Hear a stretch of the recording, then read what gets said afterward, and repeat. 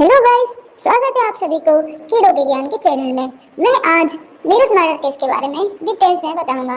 ये वही लड़की है, वही मासूम सा दिखने वाला चेहरा, लेकिन इस चेहरे के पीछे छुपा था एक शैतान, एक ऐसा शैतान जिसने एक घर का चिराग बुझा दिया, एक मासूम बेटी के सर से उसके पिता का साया छीन लिया और एक हंसते खेलते परिवार को तबाही के ओर धकेल दिया।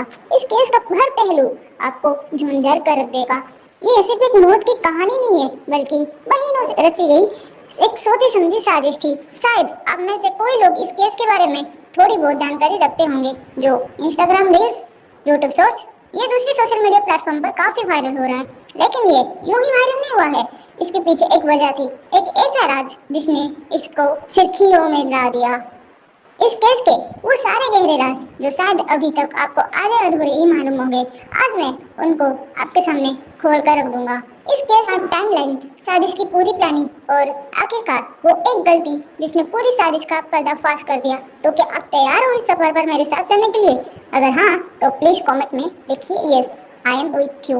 लेकिन एक बात और गाइस, मैं आपको किसी भी तरह का सिनेमैटिक विजुअल नहीं दिखाने वाला हूँ, लेकिन फुल डिटेल्स जरूर देने वाला हूँ, जिससे आपको इस केस को लेकर सारी क्लैरिटी मिल जाए, जिससे आप अपनी आंखें बंद करके भी सुन और महसूस कर सको। तो चलो फिर हर बार की तरह शुरुआत करते हैं। सौरभ राजपूत यूपी के मेरठ से बिलोंग करता था। उसका परिवार एक स्टेबल मिडिल क्लास फैमिली थी, जो मेरठ के ब्रह्मपुरी एरिया में रहते थे। सौरभ का ड्रीम था कि वो एक मर्चेंट नेवी ज्वाइन करे और पूरी दुनिया एक्सप्लोर करे।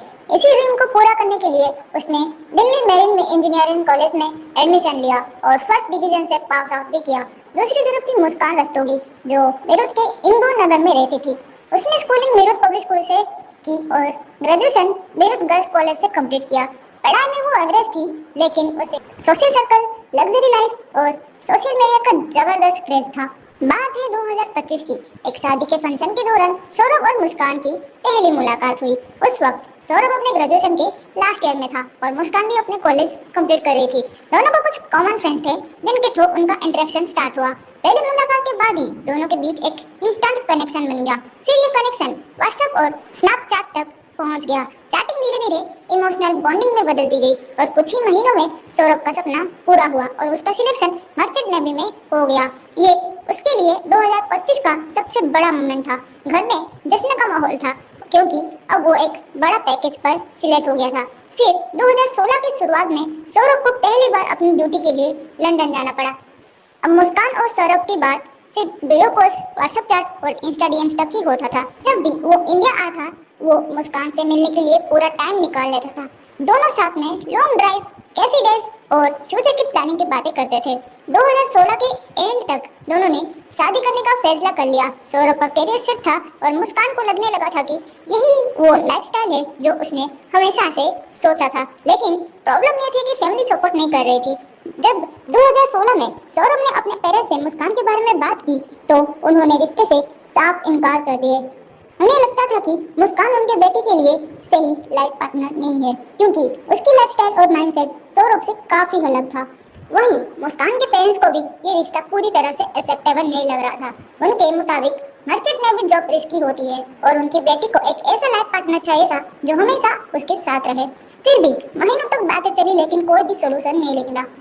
फैमिली सपोर्ट नहीं कर रही थी, लेकिन सौरभ और मुस्कान ने अब तय लिए थे कि वो अब भागकर शादी कर लेंगे, और उन्होंने वही किया। 25 दिसंबर 2016 को दोनों ने हरिद्वार के मंदिर में चुपके से शादी कर ली। यानी सौरभ ने इस लड़की के लिए एक तो अपनी नौकरी छोड़ दी और साथ ही मुस्कान को पाने के लिए सौरभ को अपने घर से भी बेदखल होना पड़ा। खैर, उनकी शादी में सिर्फ कुछ कॉलेज फ्रेंड ही शामिल हुए। शादी के बाद दोनों ने कोर्ट मैरिज के लिए अपील किया और 2 महीने बाद ऑफिशियली हस्बैंड वाइफ बन गए।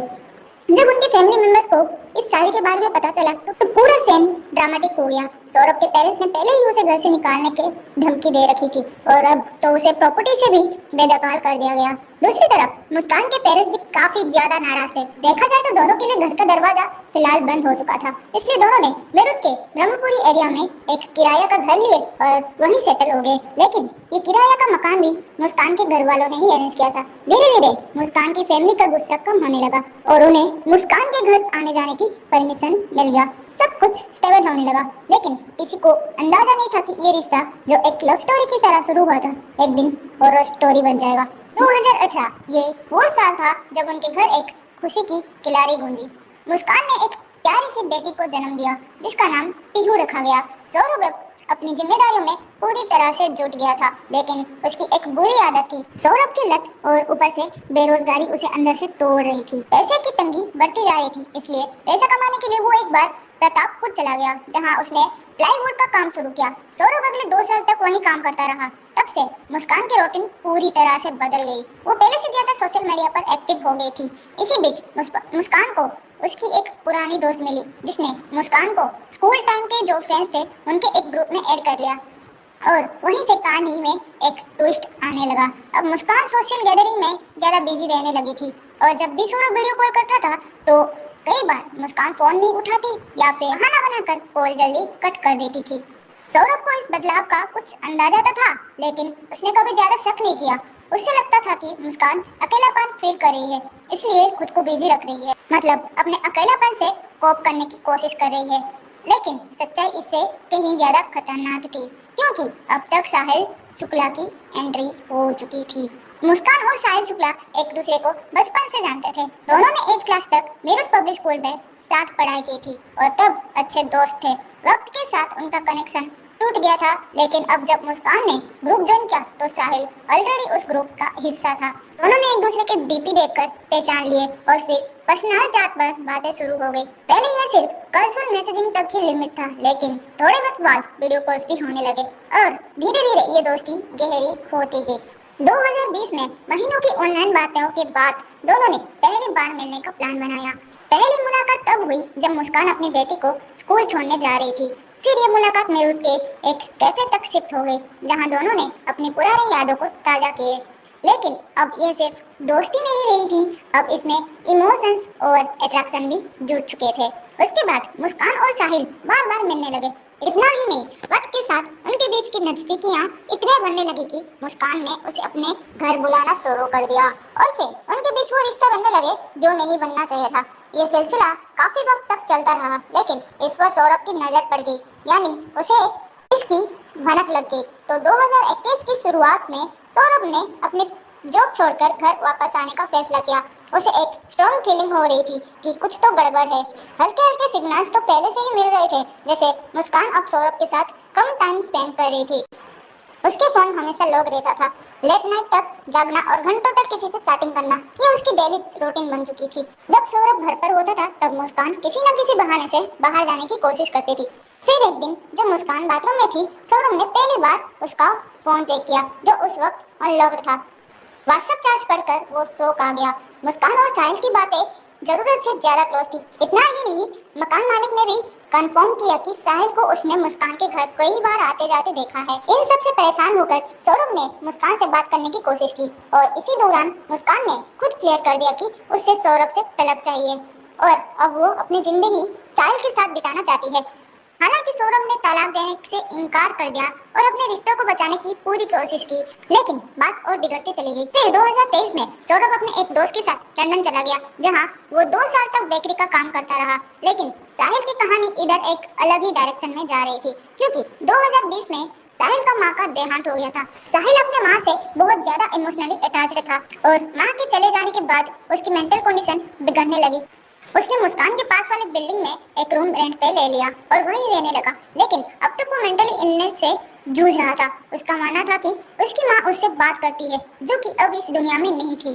वो अपने फोन में मैसेजेस लिखता था और मानता था कि उसकी माँ ने उसे मैसेज भेजा है। जब मुस्कान को इस बात की भयंक लगी तो यहीं से पूरा गेम चेंज होने लगा। उसका दिमाग में एक आइडिया आया जो कि एक तमिल फिल्म से इंस्पायर्ड था, यानी यहाँ मुस्कान ने साहिल की इस कमजोरी का पूरा फायदा उठाने शुरू कर दिया।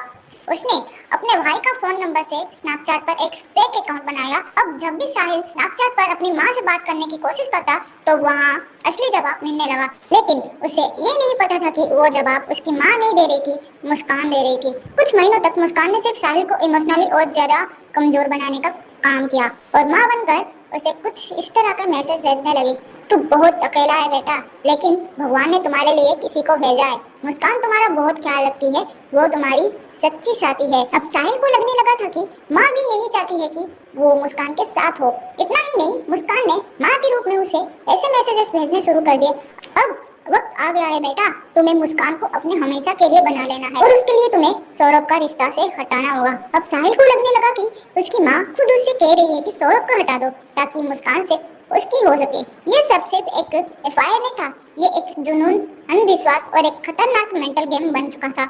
उसके रूम की हालत ये क्लियर दिखाती थी कि साहिल किस कदर अंधविश्वास में फंस चुका है। लेकिन उस दौरान सौरभ तो अभी भी लंदन में ही था। साहिल एक नशे का आदमी था और उसकी संगत में आके मुस्कान भी हैवी नशे करने लग गई थी। इसलिए अब मुस्कान को लगने लगा था कि अगर साहिल उसके साथ नहीं रहा तो उसे नशा भी नहीं मिलेगा। पर कहानी यही खत्म नहीं होती गाइस। नवंबर 2024 साहिल और मुस्कान ने फुल प्लान कर लिया था क्योंकि सौरभ का वीजा एक्सपायर होने वाला था और वो इंडिया वापस आने वाला था। लेकिन वापस आने की एक और बड़ी वजह ये थी कि मुस्कान और उनकी बेटी पीहू का बर्थडे आने वाला था और अब सौरभ 24 फरवरी 2025 को लंदन से मीरठ लौट गया। वो बिल्कुल अनजान था कि जिस घर में वो अपनों से मिलने जा रहा है वही उसका आखिरी दिन बन चुका है। 25 फरवरी को मुस्कान का बर्थडे था और 28 फरवरी को उनकी बेटी पीहू का। सौरभ बस ये चाह रहा था कि वो फैमिली के साथ कुछ वक्त बिता सके, लेकिन इस बार मुस्कान और साहिल पूरी प्लानिंग के साथ रेडी थे। मुस्कान सिर्फ रेडी नहीं थी बल्कि एक डेंजरस चालाकी और साजिश के साथ सब कुछ सेट कर चुकी थी। सबसे पहले मुस्कान एक डॉक्टर के पास गई और अपनी मेंटल स्ट्रेस की बातें छेड़ी, जो कि सिर्फ एक फेक कहानी थी। उसने बताया कि उसे रातों में नींद नहीं आती, स्ट्रेस रहता है, एंजाइटी भी होता है और वो रात भर जागती रहती है। डॉक्टर ने उसका चेकअप किया और उसे कुछ एंजाइटी और स्लीप रिलेटेड मेडिसिन प्रिस्क्राइब की। डॉक्टर की प्रिस्क्रिप्शन स्लिप लेकर मुस्कान सीधा घर लौट आई और उसके बाद गूगल करना शुरू किया। उसने एक एक करके सभी दवाएं के नाम गूगल पर सर्च करना शुरू किया। उसने उन सब मेडिसिन का इफेक्ट समझा, फिर उस प्रिस्क्रिप्शन में से सिर्फ वही दवाइयाँ चुनी जो किसी इंसान को बेहोश कर सकती थी या फिर गहरी नींद में डाल सकती थी। उसके बाद मुस्कान ने उन सिलेक्टेड मेडिसिन के नाम एक अलग छोटी सी स्लिप पर लिख दिए ताकि जब वो मेडिसिन स्टोर जाए तो किसी को भी कोई शक ना हो। फिर यही नहीं, स्लिप लेकर मुस्कान मेडिकल स्टोर गई और बिना किसी हिचकिचाहट के वो सारी दवाइयाँ लेकर घर वापस आ गई। सब कुछ बिल्कुल प्लान के मुताबिक चल रहा था। 3 मार्च 2025 सौरभ अपनी माँ के घर गया था। वहाँ उसने माँ से कहा कि उसका मन कोफ्ता खाने का मन कर रहा है, वही डिश जो उसकी फेवरेट थी। उसकी माँ ने बिना देरी किए उसके लिए कोफ्ता बना कर दिया, लेकिन सौरभ ने वो खाना वहीं नहीं खाया बल्कि पैक करा के अपने साथ घर ले आया ताकि मुस्कान एक साथ मिलकर डिनर कर सके। रात काफी हो चुकी थी। सौरभ ने वो कोफ्ता गरम किया और मुस्कान के साथ टेबल पर बैठकर खाना शुरू किया। मुस्कान ने उस वक्त का परफेक्ट यूज किया। उसने उन्हीं दवाइयों का पाउडर फॉर्म में कोफ्ता में मिला दिया। वो पाउडर बिल्कुल बिना स्मेल का था और टेस्ट में भी कोई फर्क नहीं था। मतलब सौरभ को बिल्कुल भी डाउट नहीं हुआ। उसे लग रहा था कि शायद अब सब कुछ ठीक हो जाएगा, शायद इसका एक बार फिर से नॉर्मल हो जाए। बातों ही बातों में उसने पूरी प्लेट साफ कर दी। खाने के 10-15 मिनट बाद दवा का असर दिखने लगा। पहले उसका सर भारी होने लगा, फिर जिस्म में सुनपान सा महसूस होने लगा, आंखें भारी होने लगी और कुछ ही देर में वो पूरी तरह से बेहोश हो गया। सौरभ के बेहोश होते ही मुस्कान ने पहले ये कंफर्म किया कि दवा ने कितना स्ट्रॉन्ग इफेक्ट दिया है और जब वो श्योर हो गई कि सौरभ अब पूरी तरह से बेहोश हो चुका है तो उसने टाइम वेस्ट किए बिना साहिल शुक्ला को कॉल किया। जैसे ही साहिल घर पहुंचा वो टोटली रेडी था ताकि उस वक्त किसी भी तरह की आवाज ना हो। दोनों ने घर के कूलर ऑन कर दिए और फिर अपने काम में लग गए। मुस्कान ने साहिल से कहा, चलो अब काम खत्म करते हैं, लेकिन साहिल जो तंत्र मंत्र और अंधविश्वास की गहरियों में फंसा हुआ था, जो कि मुस्कान ने ही उसे फंसाया था, उसने फिर से क्लियरली बोला, नहीं, माँ ने कहा है कि ये काम दोनों मिलकर करें, यानी कि दोनों को मिलकर करना है, लेकिन तुम्हें पहले करनी होगी। इसके लिए उन्होंने पहले से ही पूरी तैयार कर रखी थी, जो कि खुद मुस्कान मार्केट जाकर ले आई थी। वो चीज जो यूजुअली चिकन शॉप में यूज होती है। सो गाइस, यहाँ मैं आपको थोड़ा सा स्केनेरियो समझाने की कोशिश करता हूँ फ्रेंडली वे में कि हुआ क्या था। मुस्कान ने उसे अपने हाथों में पकड़ा और ऊपर से साहिल ने मुक्के मारे। ये प्रोसेस कई बार रिपीट किया गया। जब उन्हें लगा कि हाँ भाई काम हो चुका है, तब वो उसे बाथरूम में ले गए। उसके बाद दोनों पास को अलग किया गया और जो बाकी बचा था उसे पॉलीथीन में अच्छे से पैक करके बेड के अंदर जो डेड बॉक्स होता है उसमें रख दिए और कुछ चीजें अलग रखी गई टेम्पररी। हालांकि इस सब के दौरान उनकी बेटी पीहू घर पर मौजूद नहीं थी क्योंकि मुस्कान ने कुछ दिन पहले ही उसे उसकी नानी के पास भेज दिया था, क्योंकि उसे पता था कि आगे क्या होने वाला है और वो नहीं चाहती थी कि कोई गवाह भी हो। खैर, वारदात के बाद साहिल बाजार गया और एक बड़ा नीला प्लास्टिक का ड्रम, सीमेंट और बाकी जरूरी चीजें खरीद के लाया। उसमें अच्छी तरह से सीमेंट का मसला तैयार किया, उस तरह का फिट किया गया कि किसी भी तरह की बदबू बाहर ना आए। वो ड्रम फिलहाल मुस्कान ने फ्लैट के ही एक रूम में छोड़ दिया गया। ऊपर से ढक्कन टाइटली बंद कर दिया गया। उसके बाद दोनों ने फ्लैट की सफाई शुरू की। 10 केजी ब्लीचिंग पाउडर ऑलरेडी मंगवा के रखा गया था, लेकिन कहानी यहीं पे खत्म नहीं होती। 6 मार्च को मुस्कान और साहिल ने प्लान किया कि अब वो घूमने निकल जाएंगे ताकि किसी को कोई शक ना हो। पीहू पहले से ही अपने नानी के पास थी, इसलिए घर में कोई और था ही नहीं। दोनों ने सौरभ का फोन अपने पास रख लिया। फिर मुस्कान ने उसी फोन से सौरभ के फैमिली, उसके बहन को मैसेज भेजना शुरू किया। मैं और मुस्कान घूमने जा रहे हैं, पहले शिमला, फिर मनाली, फिर कसौल। उसने सौरभ के भाई बहनों को व्हाट्सएप पे कन्वर्सेशन में उलझाया रखा था ताकि लगे कि सब ठीक है। इस दौरान दोनों घूमते रहे, होटल में रुकते रहे, ट्रेन में ट्रैवल किए और हर जगह वो दोनों ऐसे बिहेव करते रहे जैसे एक नॉर्मल कपल हो जो हॉलीडेज एंजॉय कर रहे हो। इतना ही नहीं, मुस्कान ने सौरभ के मोबाइल फोन से उसकी बहन को हैप्पी होली तक विश किया, जैसे कुछ हुआ ही ना हो, सब कुछ बिल्कुल नॉर्मल हो। 17 मार्च 2025 तक सौरभ का फोन कंटिन्यूअसली ऑन रहा और उसके फैमिली मेंबर्स, स्पेशली उसकी बहन को जरा भी शक नहीं हुआ कि जिसके साथ वो बात कर रही है वो सौरभ नहीं बल्कि मुस्कान है। जब मुस्कान और साहिल हिमाचल के लिए निकले थे तब वो सौरभ का फोन एक साथ उसका एटीएम कार्ड वगैरह भी ले गया था। स्टार्टिंग में उनके पास अराउंड 84,000 थे जो धीरे धीरे खत्म होने लगे। तब मुस्कान को याद आया कि सौरभ के अकाउंट में करीब 6 लाख रुपया है, लेकिन प्रॉब्लम ये थी कि वो पैसा निकाले कैसे। उसके लिए उसे कुछ समझ नहीं आया। तो 18 मार्च 2025 की सुबह मुस्कान ने अपनी माँ को कॉल किया और पूछने की कोशिश की, माँ ये बताओ सौरभ के अकाउंट से एटीएम से पैसा कैसे निकालते हैं। उसकी माँ एकदम से चौंक गई और बोली, तू ये बात मुझे क्यों पूछ रही है, जब सौरभ तेरे साथ ही है तो उसे पूछ ले।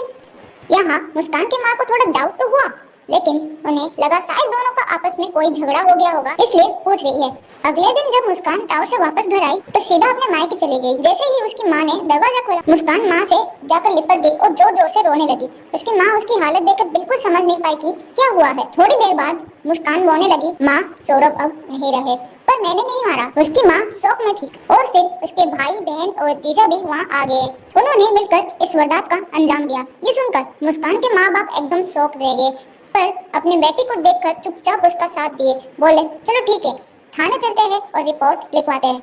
रास्ते में पापा प्रमोद गाड़ी रोकते हैं और मुस्कान से पूछते हैं, बेटा सच बता असल में क्या हुआ है। तो मुस्कान कुछ देर के लिए चुप रही और फिर जाके उसने अपने गिल्ट एक्सेप्ट किया। हाँ पापा, मैंने और मेरे दोस्त साहिल शुक्ला ने मिलकर इस वारदात को अंजाम दिए है। ये सुन के माँ बाप की तो जमीन ही खिसक गई। जो बेटी एक मक्खी तक नहीं मार सकती थी उसने इतना बड़ा कांड कर दिया। फिर भी उन्होंने बिना कोई सवाल जवाब किए उसे सीधा ब्रह्मपुरी थाना ले जाकर रिपोर्ट लिखवाए अपने हाथों से। जब पुलिस मुस्कान के फ्लैट पे पहुंची तो वहां उन्हें नीला ड्रम मिला जो इतना हैवी था कि उठाना मुश्किल हो गया। उस ड्रम को ऑटो में लाया गया, थाना ले जाया गया और वहां से फिर गवर्नमेंट मर्चुरी भेज दिया गया। समय रहते साहिल को भी अरेस्ट कर लिया गया। लेकिन यहाँ एक और शॉकिंग बात ये थी, सौरभ को पहले से शक हो गया था कि मुस्कान और साहिल के बीच कुछ चल रहा है। एक बार जब सौरभ लंदन में था उसने मुस्कान की माँ को कॉल करके बताया था, साहिल इस वक्त मुस्कान के साथ उसी फ्लैट में एक रूम में बंद है, जाके देखिए। जब उसके माँ बाप फ्लैट गए तो मुस्कान ने दरवाजा खोलने से सीधा मना कर दिया था। उसी मोमेंट सब कुछ लगभग क्लियर हो गया था। जो सौरभ कह रहा था वो सच था और ये बात मुस्कान के पेरेंट्स को भी अच्छी तरह से समझ आ गई थी और यहीं पे सबसे बड़ी गलती हो गई थी। अगर उसी वक्त मुस्कान के माँ बाप ने थोड़ा सख्ती दिखाई होती या मुस्कान ने खुद से ही तलाक की प्रोसेस स्टार्ट कर दी होती तो शायद आज ये सब नहीं होता। अगर उसे साहिल के साथ रहना ही था तो लीगल प्रोसेस फॉलो करना चाहिए था। तो दोस्तों इस केस से हमें एक बड़ी बात सीख लेनी चाहिए कि जब कोई रिश्ता टॉक्सिक हो जाए, जब उसमें ट्रस्ट और रिस्पेक्ट खत्म हो जाए तो उसे वहीं पे खत्म कर लेना चाहिए। अगर कोई इंसान किसी और के साथ रहना चाहता है तो उसे जाने देना चाहिए, क्योंकि जबरदस्ती का रिश्ता अक्सर इसी डायरेक्शन में ले जाता है। सो हो सके तो इस वीडियो को ज्यादा से ज्यादा शेयर कीजिए ताकि अवेयरनेस फैल सके, ताकि कोई अगला सौरभ इस अंजाम तक ना पहुंच जाए। आपका एक शेयर किसी को टाइम पे अलर्ट कर सकता है। बाकी आपका क्या विचार है इस पूरे केस को लेकर, प्लीज कमेंट में जरूर बताएं। तो चलिए मिलते हैं अगले वीडियो में, तब तक टाटा, take care and stay away.